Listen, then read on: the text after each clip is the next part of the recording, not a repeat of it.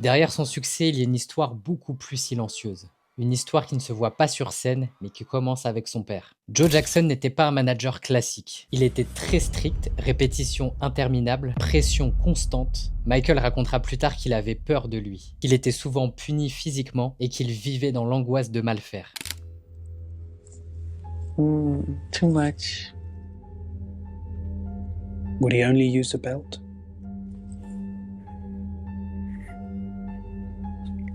Imagine grandir non pas avec l'envie de rendre fier, mais la peur de décevoir. Alors oui, cette discipline a créé une légende, mais à quel prix? Pas d'insouciance, pas de liberté, juste des scènes, des attentes et un besoin constant d'être parfait.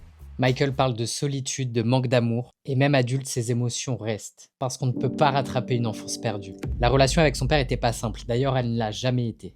Il y a eu beaucoup de douleur, mais aussi une forme de reconnaissance. Parce que sans lui, peut-être que Michael ne serait jamais devenu Michael Jackson.